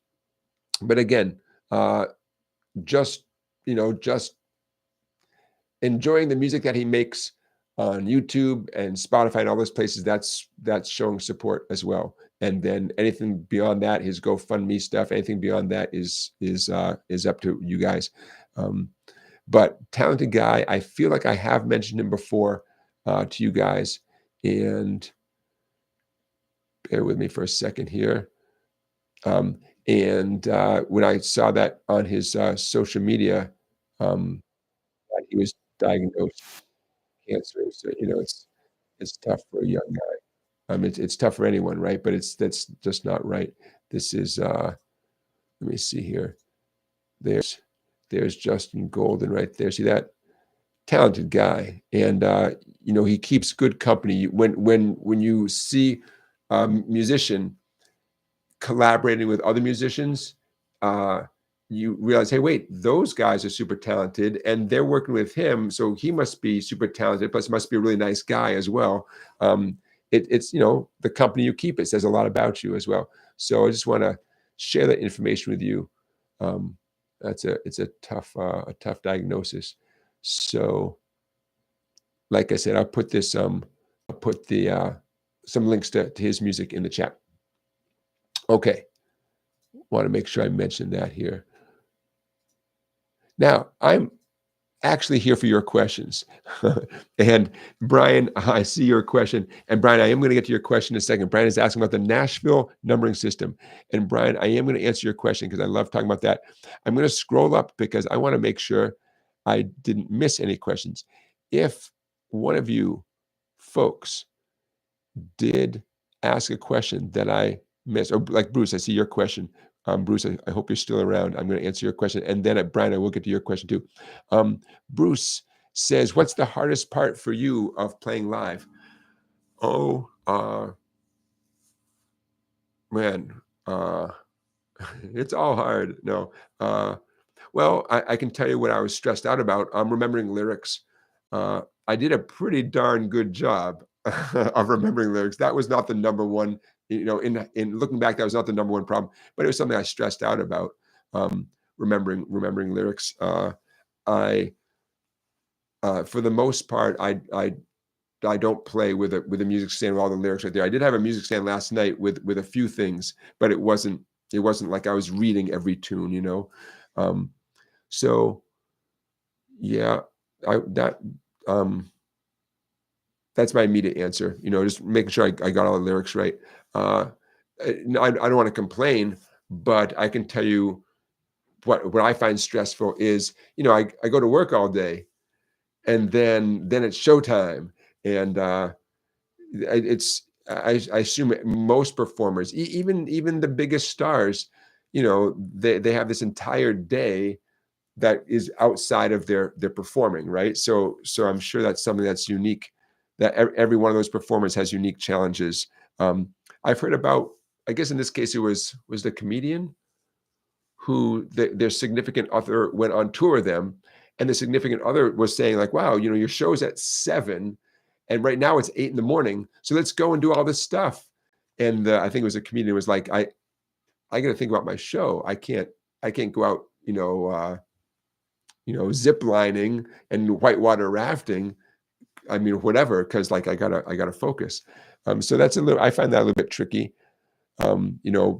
Being a normal person for the whole day, but then at like 6 at night, I'm supposed to be a performer. Like, I find that a little kind of interesting, a little bit stressful.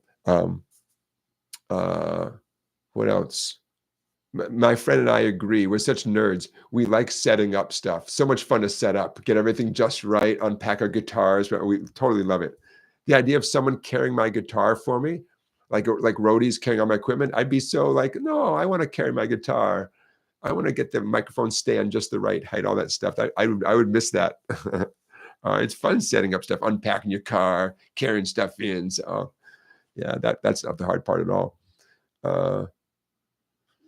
Yeah, those are, I mean, I could name a whole bunch of things, but most of then it gets into like my own little psychological stuff. So yeah, that the lyrics, that was what I was stressed out about. And so I put a lot of effort into remembering the lyrics, and it paid off. It takes me, I don't have a photographic memory. I think I just have to Oh, you know what I will say, in terms of, this may not be news to some of you at all. In terms of memorizing stuff, I very much try to come up with my own connections, meanings, tricks to remembering stuff. Bye Bye Love, for example. Bye Bye Love. I think Bye Bye Love has one lyric where it says in the chorus, I think I'm gonna cry, but the next time it comes, it's I feel like I could die, right? And you got to remember, okay, think I'm going to cry is the first one, and feel like I could die is the second one. And there's no logic to it, right? I mean, you got to, if you're going to memorize that, you have to memorize which one is which, right? Because you could mix it up. I think that I could die. I feel like I could cry. Who would care? No one knows it. If you're singing in harmony with someone, it's very significant, right? And just for the challenge of singing the song the way it was written, not the way it suddenly pops out of your mouth. My point is, feel like I could die. In my mind, I thought fire department. And every time, get an FD, fire department, I don't know why, just FD, the fire department. So every time we get to that part of the song, my little inner Jonathan says, oh, this is the fire department line. And I start saying fire department, but what comes out is feel like I could die. And I have a whole bunch of things like that, where that's how I memorize lyrics. And maybe everyone does stuff like that. I don't know, but that helps. That helps me a lot. Okay, Brian, getting to your excellent question. Yeah, A to Z says you cry before you die. See, that's exactly what I'm talking about. How do you remember which one to say first? I think that I could. I think that I could cry. I think I'm going to cry. No, what is it now? I think that I could. I think I'm gonna cry. Oh, now that's in my head. But you're right though. The crying comes before dying, so that's exactly what I'm talking about. That's how you remember which one to say first. Yeah, which is goofy, but I don't. Number one, it works for me. Number two, I don't have a better way. And there's some songs where you don't. There's some songs where the lyrics have such clear logic. You're telling a story with a beginning, middle, and end, and then presumably you're telling the story, and it all makes sense. You couldn't tell it any other way. But sometimes the songwriting, lyrics can feel a little more random, and then you just have to remember, okay, I'm going to say this a certain way because that's how they did it. So let's talk about this Nashville system, because I love this, and it happens. Musicians use this all the time, especially if both musicians or the whole group of musicians is hip to the Nashville numbering system. The whole thing about calling it the Nashville system, I believe the only significance is that it was used extensively by Nashville studio musicians. To my knowledge, they didn't invent any of this. It just became common knowledge that, hey, this is, if you're in a recording studio in Nashville, this is how they're going to be talking about stuff. And it got this nickname, the Nashville numbering system. Okay. I'm using this Sharpie. When you guys make super chat donations, you are helping me buy black Sharpies. Okay. The Nashville number system. I'm going to illustrate this in the key of C. In the chat, someone tell me, why would I use the key of C to illustrate the Nashville number system? I know you guys know. The key of C equals the C major scale. What I mean by that is that, whether someone says we're going to be talking about the key of C, or if they say we're going to be talking about the C major scale, for our purposes, it all kind of means the same thing, Okay. The reason, yes, Chicago Todd, no sharps or flats in the key of C. So it just looks like the alphabet. So here's the C major scale. It just looks like an alphabet, except you start on C and you run through the alphabet. When you get to the end, which is G, you keep on going. You go back to A. If anybody played this sequence on any instrument, you would get that classic major scale sound, do, re, mi, fa, sol, la, ti, do.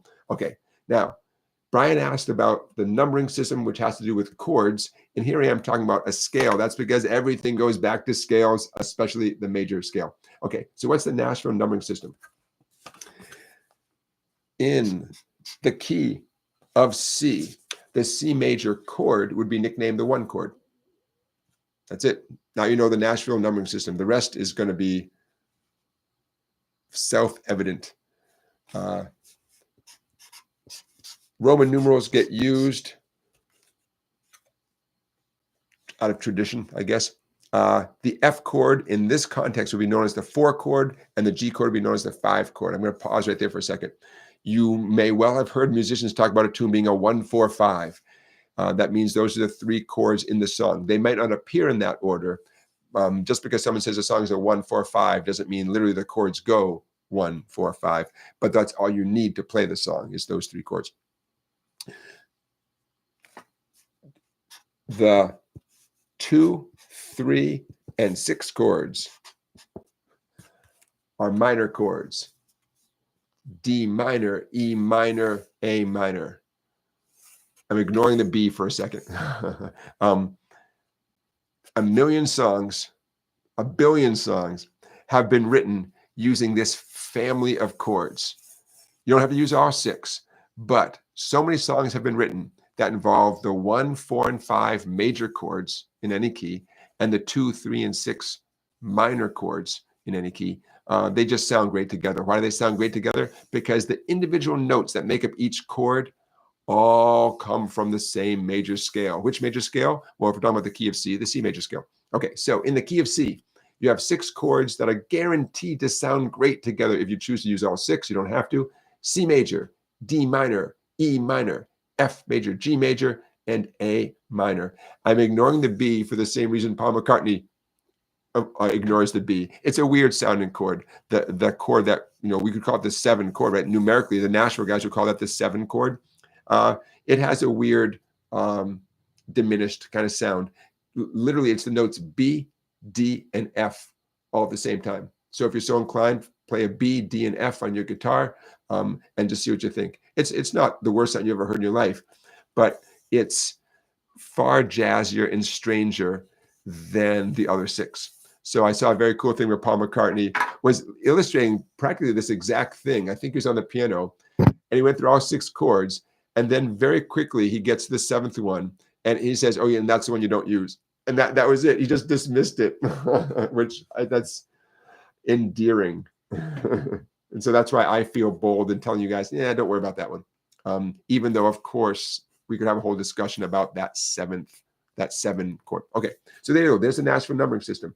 So how does this get used? At my gig last night, I Shall Be Released. Not only is it a good example of this, but check out, there's the, now there may be a capo involved. I think to do this along with anybody's version of I Shall Be Released, you may have to capo it up. But nevertheless, look at that. I Shall Be Released, written by Bob Dylan. The 1 chord, the 2 chord, the 3 chord. This is he's actually wrote a song in the order that they show up in the scale. The 4 chord, the 5 chord, and then back to the 1 chord again, So if I were describing this tune to someone and we're about to play it in the next, 20 seconds, I might just say, oh, actually, I was capoed up. And so Clay had to do, I gave him this, but I said, oh, I'm capoed up at 2. So what did he do? He chose to not capo up because he's too cool. He doesn't want to bother with a capo. Plus, if I'm already capoed up, it sounds good for the other guitar player to do their own thing. Okay, so if I remember right, I capoed at 2. He did not capo. So what chords did he play? He played 1, 2, 3, 4, 5 back to 1, but he didn't do it using C chords because the song at that moment was not in the key of C anymore because I capoed up. So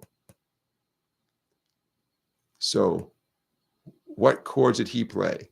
A C chord with a capo at 2. You guys know this.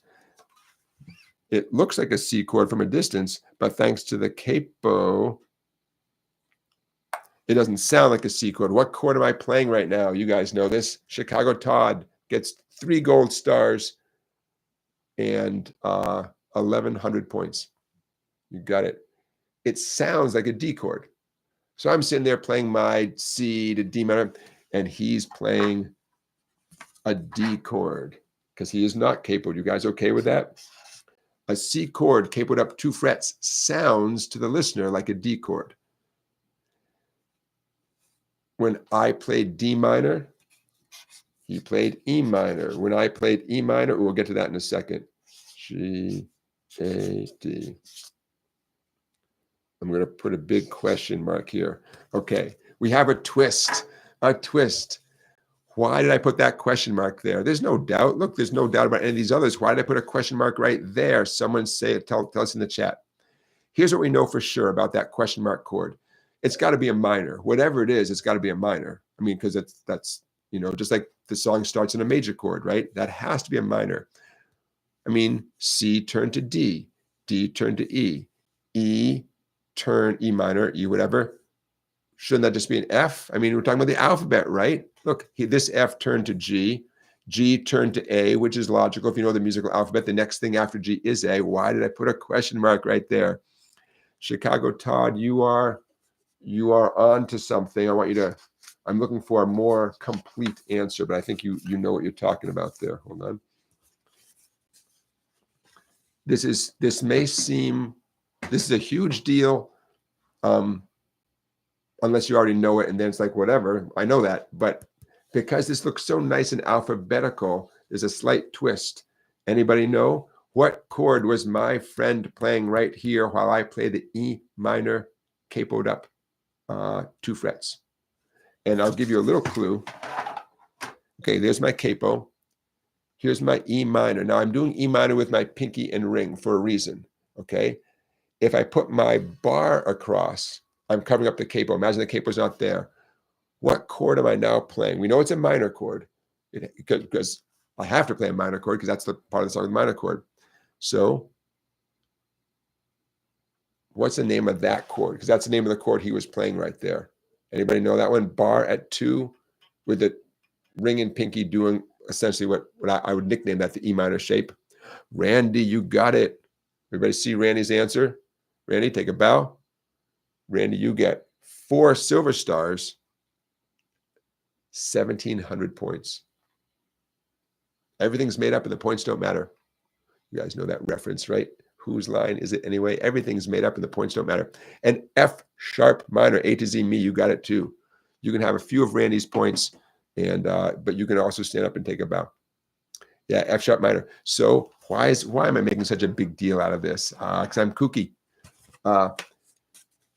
Everything advanced 1 alphabet letter, which is fine, but that's not really the proper way to describe what happened. What really happened is everything went up a whole step.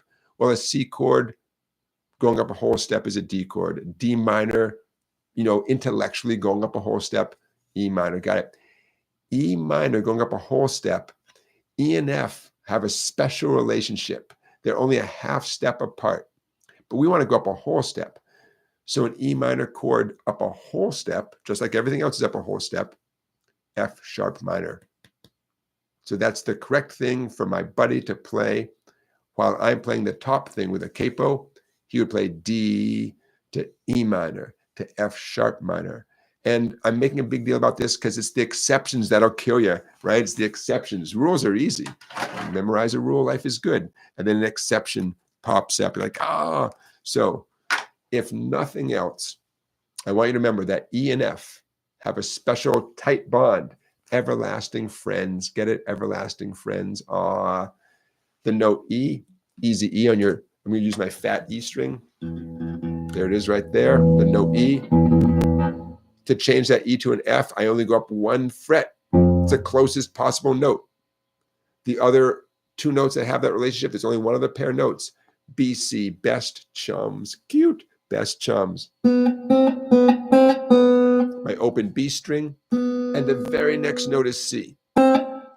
Every other combination has every other combination has a fret in between, you could say. To go from G to A, there's a fret in between. You jump up 2 frets. A to B, 2 frets. D to E, 2 frets. G to A, 2 frets. So it's only B and C and E and F have that tight kind of relationship. And if you remember nothing else, best chums, everlasting friends, keep that in your mind because it's a topic that we'll return to time and time again. Randy, I want to thank you for your super chat donation. I'm very grateful for that, and your money will be well spent. Copier paper, black pens, and printer ink. That's all I need. That's all I need. Remember that movie, The Jerk, with Steve Martin? That's all I need. That's a long time ago. Okay, so my friends, I'm just looking back at my agenda here. We talked about, you know what we didn't get, and we'll do this next time. This twist and shout exercise. I've been doing this with friends, students, friends, and it's been a lot of fun. Actually, more fun than I expected. Twist and shout as recorded by the Beatles. D, D, G, G, A. And I believe it was last live stream.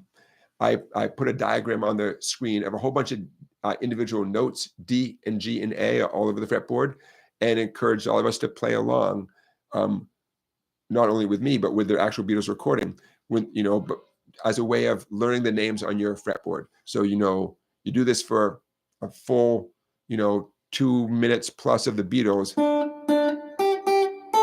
and you get pretty accustomed to where D, G, and A are all over the guitar. Lots of D's and G's and A's. Then I went to the Isley Brothers original version, which is in the key of F. I thought, well, let's do it with the Isley Brothers. Then you learn F to B flat to C. You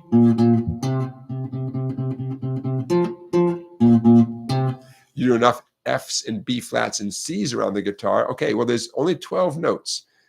From the Isley Brothers, you learn your F's, B flats, and C's. From the Beatles, you learn your D's, G's, and A's. That's half the notes right there. Trust me, if you feel very confident finding those 6 notes all up and down the fretboard, the other 6 are waiting for you right there. Notice I didn't say the letter E, for example. Well, if you know where all the F's are, I'm playing the 4th string, 3rd fret. Well, E is always right behind F. So you automatically know where all the E's are, Okay, so for next time, we'll call it the twist and shout challenge. How about that?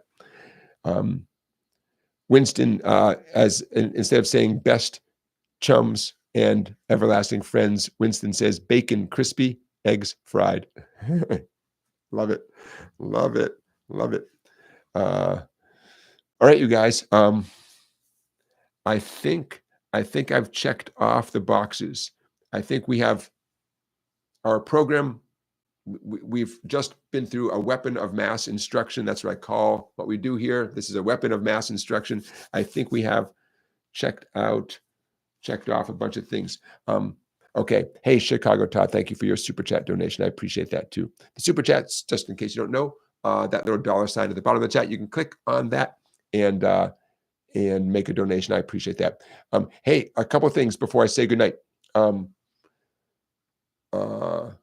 The poll results.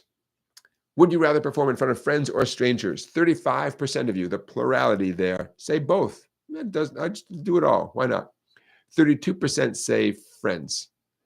28% say no one. That's not your thing.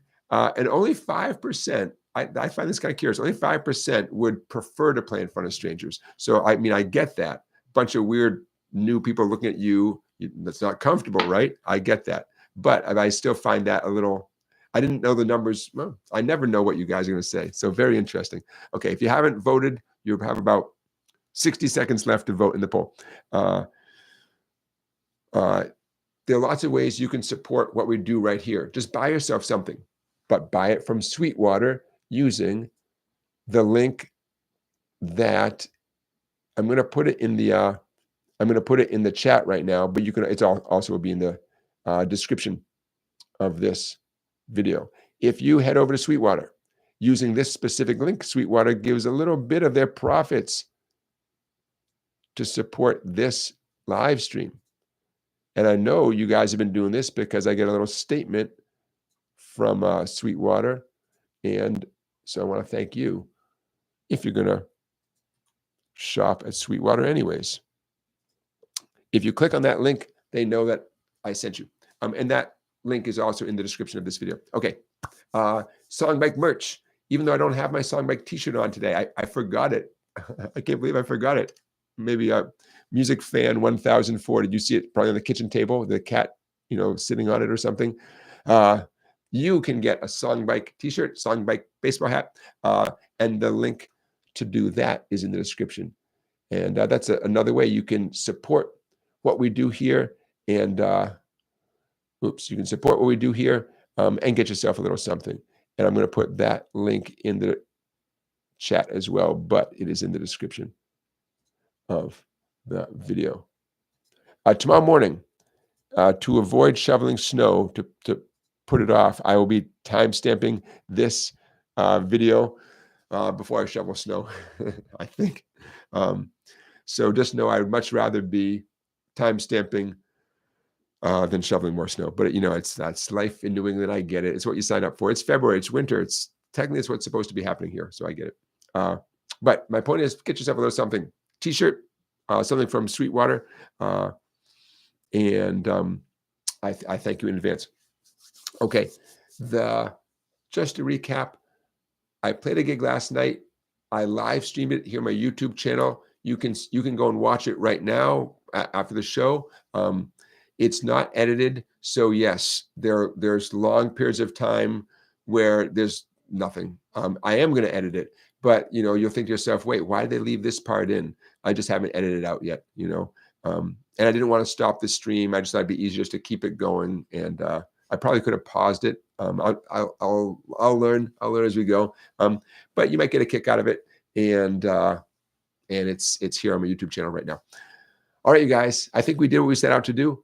Thank you for watching. I will see you next Saturday, February 15th. It will be our 85th SongBike Guitar Q&A live stream.